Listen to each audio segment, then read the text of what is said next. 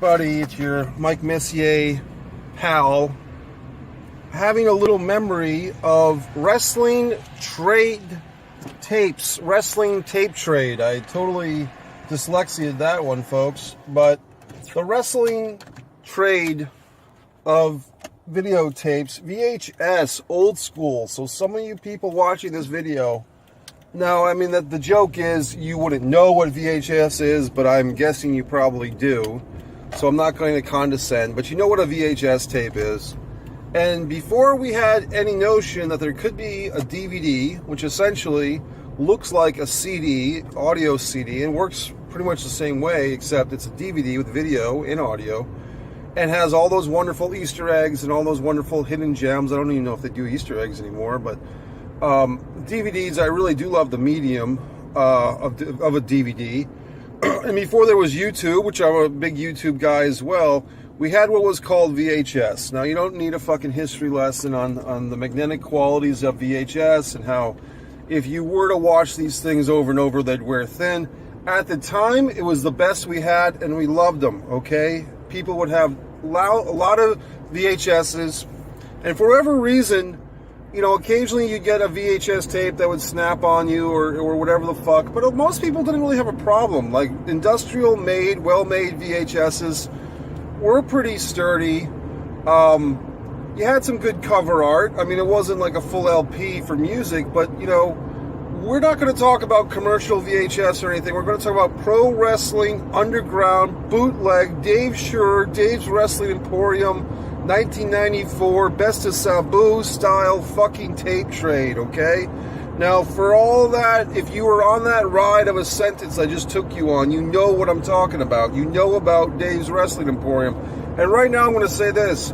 I didn't even Google to see if there's anything about Dave's Wrestling Emporium or this guy named Dave Sure, who would do these things, and I was curious, it wasn't Meltzer, I don't think it was the same Dave, but he called himself Dave's Wrestling Emporium, and that's how I got my first look at a lot of cool stuff, namely ECW, Sabu, the Pat Patterson Sergeant Slaughter, Madison Square Garden match from '81, Tammy Fitch was in this selection of tapes that I got, and when I say selection of tapes, somehow on a very archaic version of the internet, or somebody told me about this guy who had these tapes, and you had to fucking contact him, and I think it was through email, like an archaic early email or something, got in touch with this guy, lived on a fucking military base, and you had like maybe 20 or 30 or more, probably more tapes to choose from, and they were all like really weird compilations. You'd go from current at the time product of fucking Smoky Mountain, and then you'd be in fucking Madison Square Garden with some Killer Khan Andre the Giant stretcher match, you know, in 1981. Then you'd be, you know, in Texas or something with some Kerry Von Erich Ric Flair match.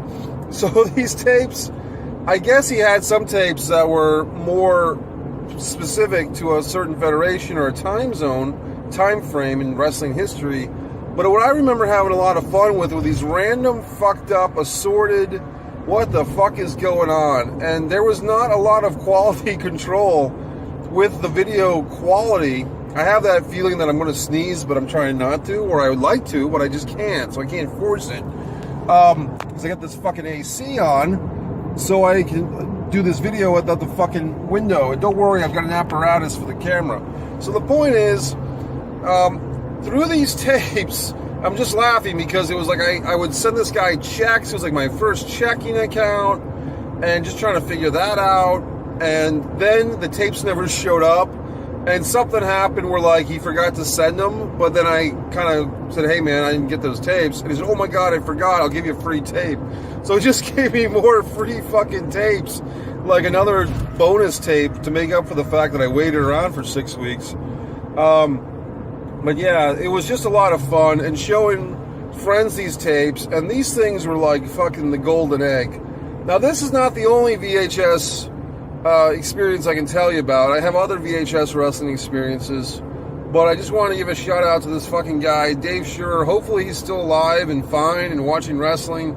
But even now, I mean, I just not worked with, but I bought some fucking wrestling stuff from a guy in New Jersey who turned out to be pretty good. So it's always something. You know, there's always going to be, no matter how much Big Brother Vince McMahon wants to cease and desist the Young Bucks or whoever the fuck, there's always going to be some underground wrestling product. And, you know, people talk about the boom of wrestling, 96, 97, 98, really 97, 98, WCW, WWF, Monday Night Wars.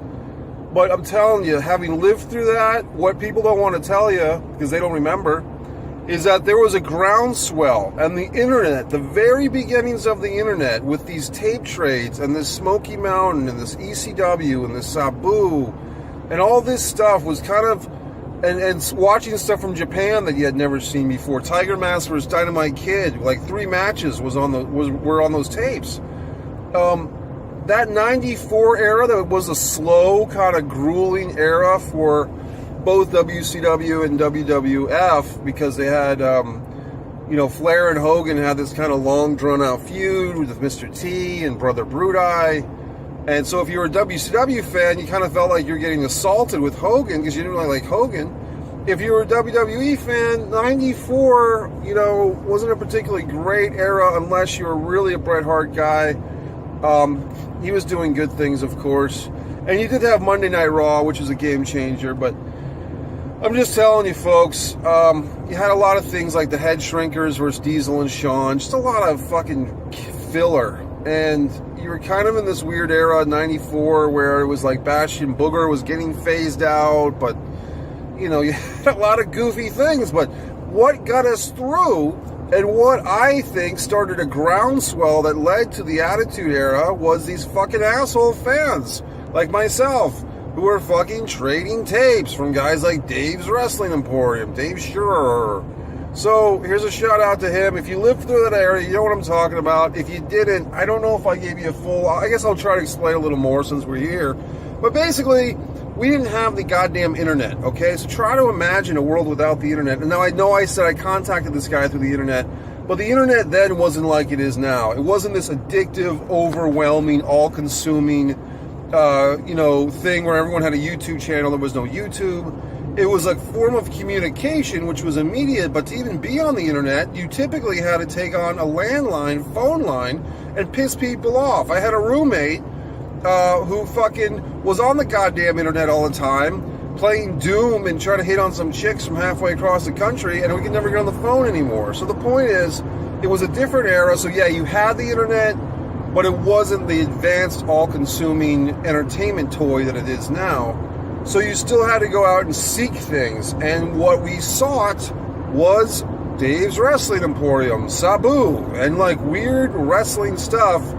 And I'm telling you that era, that say 94 era, that tape trade, at least my memories of it, led a foundation for things like Eric Bischoff discovering When Worlds Collide, you know what I mean? Or whatever it was, Inoki's LA Wrestling Peace Festival, which led to that When Worlds Collide pay-per-view. It led to Paul Heyman, you know, in some ways, I'm sure, because of these tapes, getting guys into ECW, like a Rey Mysterio, like a Psychosis, etc., etc., etc., etc., ad nauseum. Even the wrestlers, because of the VHS tapes, were able to watch wrestlers and kind of nominate guys, not nominate like a fucking public office, but tell Vince, hey, you ought to look into this guy, or look into that guy, whatever the fuck. So, look, for those fucks who take wrestling for granted, or wanna, you know, hashtag Young Bucks, cease and desist, and all that stuff, that's all well and good, but just respect your wrestling forefathers, whether fan or wrestler, that we lived through this shit, we put the foundation down. And guys like Dave Schur, not even myself, but guys like Dave Schur put that fucking foundation down for you guys. And all those RF videotapes, whatever, you know, I know what I've said about, you know, Ring of Dishonor and those whole deals. But those shoot interviews, you know, better or for worse, have changed the landscape. So that's all Mike Messier, blah, blah, blah. Enjoy your goddamn whatever the fuck. And remember, wrestling tapes, they're important.